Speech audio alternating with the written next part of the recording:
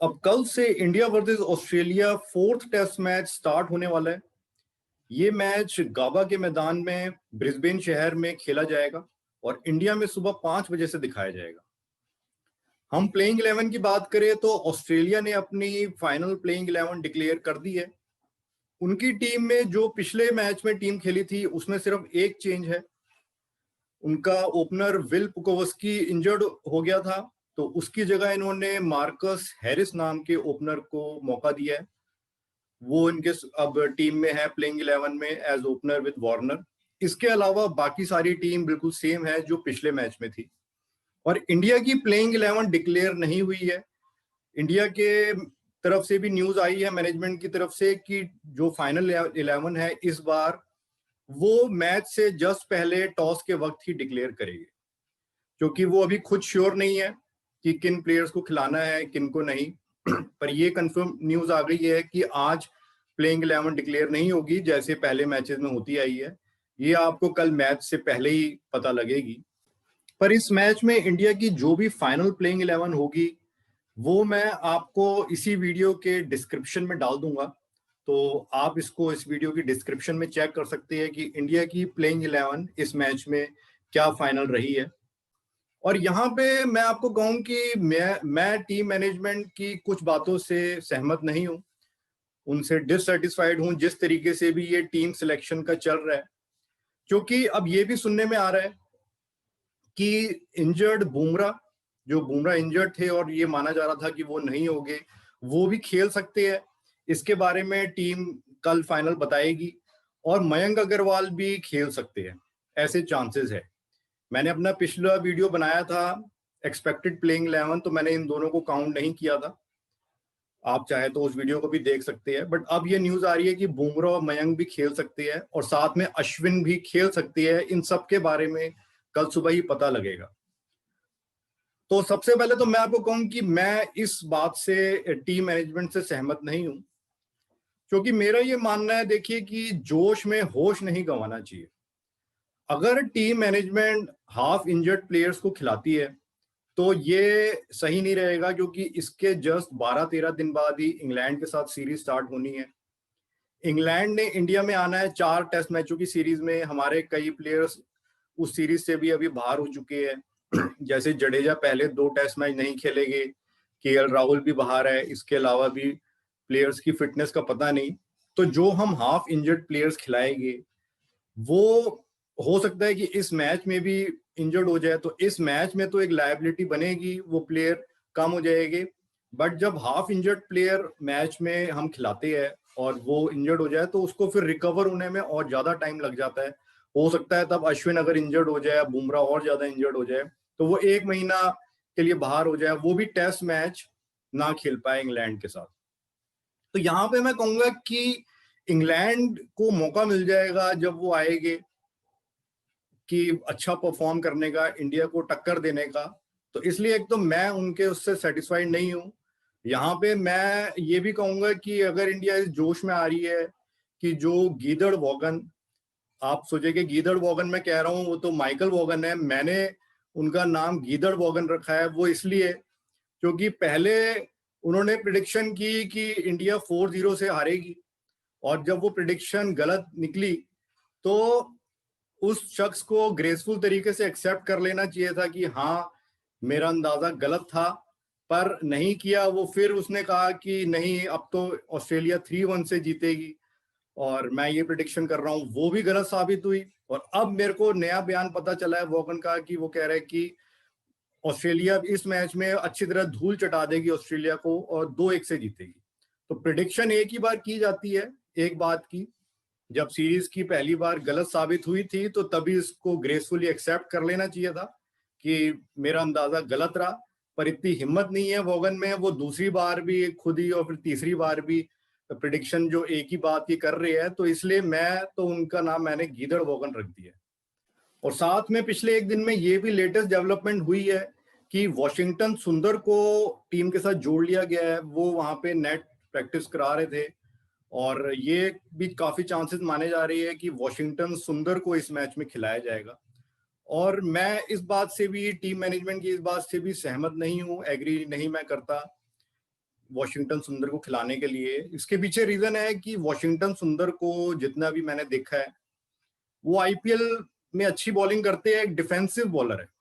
वो कोई test match level के बॉलर मुझे नहीं लगते। वो एक डिफेंसिव अप्रोच से बॉलिंग करते हैं। और साथ में हम उनको अगर इंग्लैंड सीरीज में भी देखें तो सुंदर का खिलाया जाना मुझे नहीं लगता।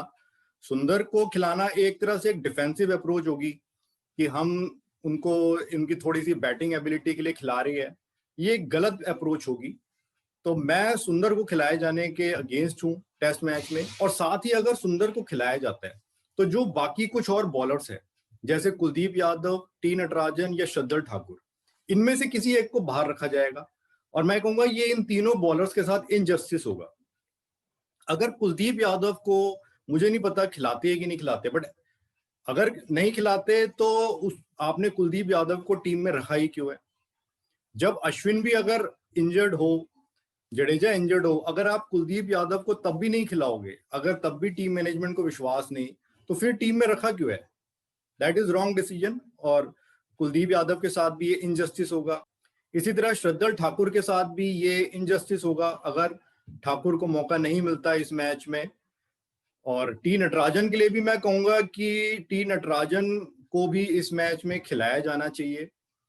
ये उनके साथ एक इनजस्टिस होगा अगर सुंदर को इंक्लूड करके नटराजन को नहीं खिलाया जाता।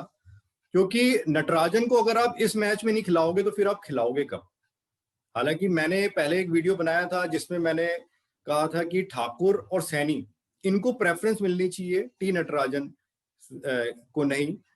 तब था कि टी नटराजन को मिलना चाहिए। बट अब यहाँ अगर सुंदर और नटराजन की बात आती है तो टी नटराजन को पहले प्रेफरेंस मिलनी चाहिए। ये एक फास्ट एंड बाउंसी पिच है जहां पे पेसर्स को मदद मिलेगी।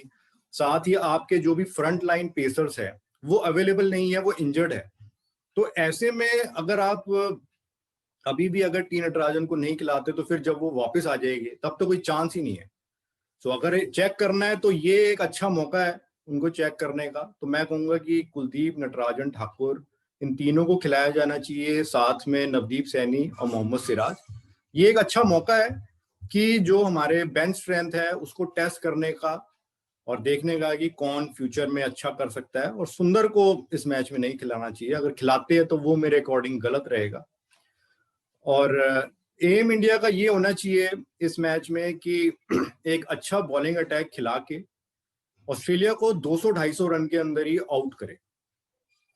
एक अटैकिंग अप्रोच के साथ जाए इसमें, क्योंकि इस मैच का रिजल्ट तो निकलेगा। और पलड़ा हालांकि ऑस्ट्रेलिया का भारी है, बट आप भी मैदान में जीतने के लिए उतर रहे हैं। तो एक अटैकिंग अप्रोच के साथ जाए और अपने अच्छे 5 बॉलर्स खिलाए, सुंदर को बाहर रखे, थोड़ा बैटिंग के चक्कर में ना पड़े। ऑस्ट्रेलिया को पहली इनिंग में ही 200-250 रन पे आउट करने की कोशिश करे, खुद अच्छा खेलने की कोशिश करे, मैच ये क्लोज जाएगा और उसको जीतने की कोशिश करे, ये इनकी अप्रोच होनी चाहिए। और टीम के पास 12 फिट खिलाड़ी है इस वक्त, और इससे एक टीम कॉम्बिनेशन भी बनता है। मैं आपको दिखाता हूँ, स्क्रीन पे आप देख सकते हैं। ये एक्सपेक्टेड 11 नहीं है, ये मेरी 11 है। अगर मैं मेरे हाथ में हो तो मैं इस 11 को खिलाना चाहूंगा इस मैच में। मैं सिर्फ फुल्ली फिट प्लेयर्स के साथ जाना चाहूंगा। रोहित शर्मा और Shubham Gill opening, Pujara at 3, Rahane 4, Pant at 5, और 6 पे साहा या पृथ्वी शा में से एक। अच्छा, यहां पर भी मैं आपको एक बात कहूंगा कि अगर पंत कीपिंग के लिए फिट है तब आप पंत को ही कीपिंग कराए और पृथ्वी शा को 6 नंबर पे मौका दे। बट अगर पंत पूरी तरह फिट नहीं है, ऐसे लगता है कि शायद कीपिंग 5 दिन के गेम में वो नहीं कर पाएंगे, तो तब साहा को आप विकेट कीपर खिला सकते हैं। तो यहाँ पे कुछ लोग मान रहे हैं कि पंत को एज ए स्पेशलिस्ट बैट्समैन खिलाना चाहिए क्योंकि पिछली बार बहुत अच्छा पंत खेला। तो मैं यहाँ पे यही कहूंगा कि ऐसे ही पंत के साथ वनडे और T20 में भी हुआ था कि स्पेशलिस्ट बैट्समैन खिलाया टीम मैनेजमेंट ने, एक ज्यादा एक्सपेक्टेशन करके कि बहुत अच्छा पंत खेलता है, कुछ मैचों में अच्छा खेला, और वो फिर बाहर ही हो गया T20 से भी, वनडे से भी। तो अगर अभी भी आप लोग भी, मैं कहूंगा, और टीम मैनेजमेंट भी अगर ऐसे सोच रहे हैं कि पंत टेस्ट में as a test proper batsman का प्लेस वो खेल सकता है, तो उस चक्कर में फिर एक तरह से हम उसकी कीपिंग पे भी भरोसा नहीं दिखा रहे और अल्टीमेटली वो टेस्ट से भी बाहर हो जाएगा। तो कहीं पे उस पे हमें भरोसा दिखाना होगा, उसकी कीपिंग को इम्प्रूव करना होगा कि वो फ्यूचर में प्रैक्टिस करके कीपिंग को इम्प्रूव करे और एक विकेट कीपर बैट्समैन के तौर पे ही स्थान बनता है पंत का, not as specialist batsman. In future इस मैच में हम खिला सकते हैं फॉर ए चेंज, अगर क्योंकि रिक्वायरमेंट के अकॉर्डिंग। और नंबर 7 पे शार्दुल ठाकुर, फिर सैनी, सिराज, नटराजन, कुलदीप यादव। सो ये मेरी प्लेइंग 11 होगी। ये पूरे 11 फिट प्लेयर्स हो गए। 12th मैन या तो रिद्धिमान साहा हो गए या पृथ्वी शॉ, जिसको भी हम खिलाते हैं। तो that will be my playing 11। और मुझे नहीं पता टीम मैनेजमेंट क्या फैसला करती है, पर इसके अलावा अगर वो हाफ फिट प्लेयर्स को खिलाती है या सुंदर को खिलाती है, so that will be a bad move according to me. और फिर हम इस गेम की बात करें कि इस पिच पे, इस ग्राउंड पे क्या हिस्ट्री है, तो इस ग्राउंड पे एक तो ऑस्ट्रेलिया का बहुत अच्छा रिकॉर्ड है। वो पिछले 32 सालों से इस ग्राउंड पे इंडिया को तो छोड़िए, किसी भी और टीम से टेस्ट मैच नहीं आ रही है 1988 से। तो इट्स 32 ईयर्स। तो उस हिसाब से देखें तो ऑस्ट्रेलिया का रिकॉर्ड यहाँ पे काफी अच्छा है। और ये एक अपसेट डिफीट मैं कहूंगा अगर इंडिया करने में कामयाब होती है। इंडिया इस मैच में डार्क हॉर्स की तरह ही जाएगी, क्योंकि ऑस्ट्रेलिया का रिकॉर्ड भी इतना अच्छा है। उधर से इंडिया के पास बहुत से मेन प्लेयर्स नहीं है, इंजरी से भी जूझ रहे हैं। और जैसे मैंने आपको अपने पिछले वीडियो में भी बताया था और वैसा ही हुआ था कि आपको काफी स्लेजिंग देखने को मिली थी, एग्रेशन ज्यादा थी फील्ड पे भी, क्राउड की तरफ से भी। तो उसके चांसेस इस मैच में भी है। और खास तौर से तब अगर इंडिया इस मैच में टक्कर देने में कामयाब रहती है अपनी इस 11 के साथ भी, जिससे भी वो उतरेंगे, तो तब आपको फिर से ऑस्ट्रेलिया की तरफ से कुछ स्लेजिंग, एग्रेशन देखने को मिलेगी और ऑफ कोर्स इंडिया भी करारा जवाब देगी। और इस मैच को भी मुझे लग रहा है कि ये 4 दिन या 5 दिन तक जा सकता है, क्योंकि यहाँ पर भी रेन के चांसेस है। जो फोरकास्ट है उसके अकॉर्डिंग यहाँ बीच बीच में रेन होती रहेगी और खास तौर से तीसरे दिन ज्यादा रेन होने के चांसेस है। तो इससे डिस्टर्बेंस रहेगी और मैच थोड़ा लंबा खिंच सकता है। बट मैच का रिजल्ट मेरे अकॉर्डिंग इसका आएगा, ये मैच ड्रॉ होने के मुझे कम चांसेस लग रहे हैं, क्योंकि ये पिच अगर रेन होती है तो और ज्यादा पेसर्स को मदद करेगी। सिडनी की पिच फ्लैट थी तो वहां रेन से पेसर्स को मदद नहीं मिलनी थी, बट यहाँ पे अगर रेन होती है तो पेसर्स को मदद और ज्यादा मिलेगी और बैट्समैनों के लिए और डिफिकल्ट हो जाएगा। और मेरे अकॉर्डिंग इस मैच में जो मैं चांसेस दूंगा, सो ऑस्ट्रेलिया का मैं कहूंगा इस मैच में जीतने का 50% चांस है, इंडिया का जीतने का 30% चांस है और 20% चांस इस मैच में ड्रॉ होने का है। सो ओवरऑल हम देखें तो ऑस्ट्रेलिया का पलड़ा भारी है। तो मुझे एक ही बात चुननी हो तो मैं अपने चैनल की तरफ से, मैंने पहले भी सीरीज की प्रिडिक्शन स्टार्ट होने से पहले, सीरीज स्टार्ट होने से पहले भी की थी कि 2-1 से ऑस्ट्रेलिया जीतेगी। तो मैं अपनी बात पे स्टिक रहता हूँ, गीदड़ वॉगन की तरह बदलता नहीं। और कभी मेरी गलत भी होती है तो मैं उसको एक्सेप्ट कर लेता हूँ, हाँ इस बार मेरा अंदाजा गलत रहा। तो मेरे अकॉर्डिंग ये मैच ऑस्ट्रेलिया जीतने में कामयाब हो जाएगी। That is the official prediction from my channel that Australia will win this match. और साथ ही इस मैच में जो प्लेयर टू वॉच आउट मुझे लग रहा है डेविड वार्नर रहेंगे।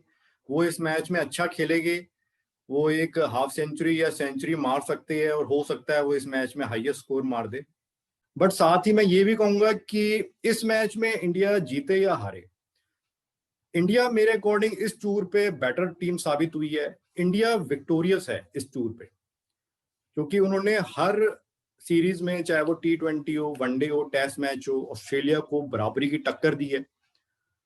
और इसके बावजूद कि उनके इतने प्लेयर्स भी इंजर्ड हुए हैं, पर वो उन्होंने टेस्ट सीरीज में भी बराबरी की टक्कर दी है। और हम अगर देखें कि क्या अगर ऑस्ट्रेलिया इंडिया आती, उनके भी इतने प्लेयर्स इंजर्ड होते, तो क्या वो ऐसे टक्कर दे पाती? नहीं, वो नहीं दे पाती। ऑस्ट्रेलिया का इंडिया में तो इंडिया 4-0 से सफाया कर देती अगर उनको भी इतनी इंजरी प्रॉब्लम्स रहती। तो इसी से पता लगता है कि इंडिया बेटर टीम है। और ये मैच इंडिया जीते या हारे, पर मैं उनके जो उन्होंने जज्बा दिखाया है इस पूरे टूर पे, जो हिम्मत दिखाई है, जो मेहनत की है, उसके लिए मैं उनकी तारीफ करूंगा। Well played Indian team. और मैं आशा करता हूं कि इस मैच में भी अच्छा करके दिखाए इंडियन टीम, और मुझे बेहद खुशी होगी कि अगर जो मेरी प्रिडिक्शन है वो उसको गलत साबित कर दे और एक अपसेट डिफीट करके ये मैच जीत के दिखाए और सीरीज भी जीत के दिखाए। So I will be really happy. Let's see क्या रहता है इस मैच में।